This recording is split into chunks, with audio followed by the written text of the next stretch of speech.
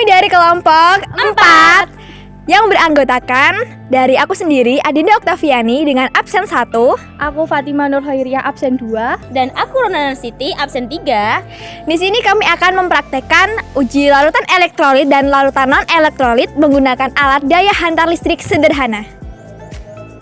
Di sini kami akan melakukan 2 kali percobaan. Untuk percobaan pertama, kita menggunakan bahan yang berbeda tetapi konsentrasi sama. Kemudian untuk percobaan yang kedua, kita menggunakan bahan yang sama tetapi konsentrasinya yang berbeda. Adapun alat dan bahan yang kami gunakan pada percobaan kali ini, yang pertama ada alat uji daya hantar listrik sederhana, cup kecil dan sendok. Untuk bahannya ada garam, asam sitrat, gula, dan air. Untuk yang pertama yaitu percobaan dengan konsentrasi takaran sama dan jenis bahan yang berbeda. Langkah-langkah yang dilakukan adalah sebagai berikut. Yang pertama, kita mengisi air pada cup sampai tanda batas yang sudah ditentukan.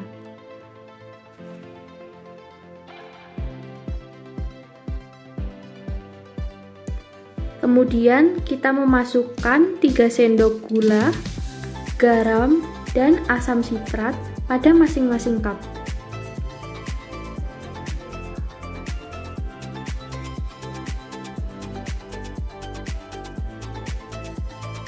Kemudian, masukkan paku ke dalam cup dan amati hasil yang terjadi pada masing-masing cup. Pada cup pertama, yaitu garam, percobaan menunjukkan lampu pada alat daya hantar listrik menyala terang dan terdapat banyak gelembung. Hal tersebut disebabkan karena ion yang terdapat pada larutan terionisasi secara sempurna. Kemudian, pada cup yang kedua, yaitu asam sitrat, percobaan menunjukkan lampu pada alat daya hantar listrik sederhana menyala redup dan terdapat sedikit gelembung pada larutan. Hal tersebut disebabkan karena ion yang terdapat pada larutan tersebut tidak terionisasi secara sempurna. Kemudian pada cup ketiga, percobaan menunjukkan lampu pada alat daya hantar listrik sederhana tidak menyala dan tidak terdapat gelembung pada larutannya. Hal ini dikarenakan ion yang terdapat pada larutan tidak dapat terionisasi. Untuk selanjutnya kita akan melakukan percobaan dengan menggunakan konsentrasi yang berbeda dan bahan yang sama. Pada percobaan kali ini kita menggunakan garam. Langkah yang dilakukan adalah sebagai berikut. Yang pertama, kita mengisi air pada cup sesuai dengan tanda batas. Terus selanjutnya, kita memasukkan garam dengan takaran yang berbeda pada tiap-tiap cup, yaitu 1 sendok, 2 sendok, dan 3 sendok. Dan yang terakhir, kita masukkan paku pada cup dan amati hal yang terjadi pada masing-masing cup.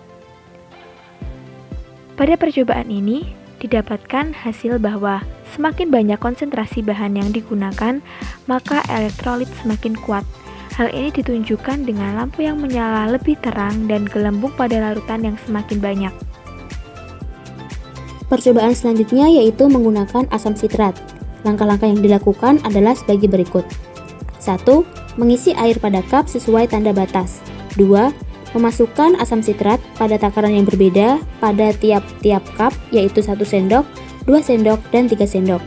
3. Memasukkan paku pada cup dan amati hal yang terjadi pada masing-masing cup. Pada percobaan ini, didapatkan hasil pada setiap cup nyala lampu adalah redup dan terdapat sedikit gelembung pada larutannya. Namun, nyala lampu redup pada setiap cup berbeda. Semakin banyak konsentrasi asam sitrat, maka semakin banyak pula gelembung yang terdapat pada larutan. Selanjutnya, pada percobaan ketiga yaitu menggunakan gula. Langkah-langkah yang dilakukan adalah sebagai berikut. 1. Mengisi air pada cup sesuai tanda batas. 2. Memasukkan gula dengan takaran yang berbeda pada tiap cup, yaitu 1 sendok, 2 sendok, dan 3 sendok. 3. Memasukkan paku pada cup dan amati hal yang terjadi pada masing-masing cup. Pada percobaan ini, didapatkan hasil dari setiap cup, yaitu tidak ada nyala lampu pada semua cup dan terdapat sedikit gelembung pada salah satu cup. Hal tersebut disebabkan karena konsentrasi gula yang semakin banyak. Berdasarkan percobaan yang telah kelompok kami lakukan, dapat disimpulkan bahwa yang pertama, larutan garam merupakan elektrolit kuat. Hal ini dikarenakan bahwa larutan elektrolit kuat mengalami ionisasi sempurna. Hal ini ditandai dengan banyaknya gelembung yang ditimbulkan dan nyala lampu berwarna terang. Untuk yang kedua, larutan asam sitrat merupakan larutan elektrolit lemah. Hal ini dikarenakan bahwa larutan asam sitrat mengalami ionisasi sebagian. Hal ini ditandai dengan munculnya gelembung yang sedikit dengan nyala lampu terang yang redup. Yang terakhir yaitu larutan gula merupakan larutan non-elektrolit. Hal ini ditandai bahwa larutan gula tidak mengalami ionisasi. Maka dari itu, untuk gelembung yang ditimbulkan tidak terdapat gelembung sama sekali dan nyala lampu tidak menyala. Larutan elektrolit dipengaruhi oleh beberapa faktor, yaitu konsentrasi, jarak antar plat, dan proses ionisasi. Demikian percobaan uji daya hantar listrik sederhana yang telah kelompok kami lakukan. Tetap semangat belajar kimia ya teman-teman. Kimia mudah dan menyenangkan bukan? See you!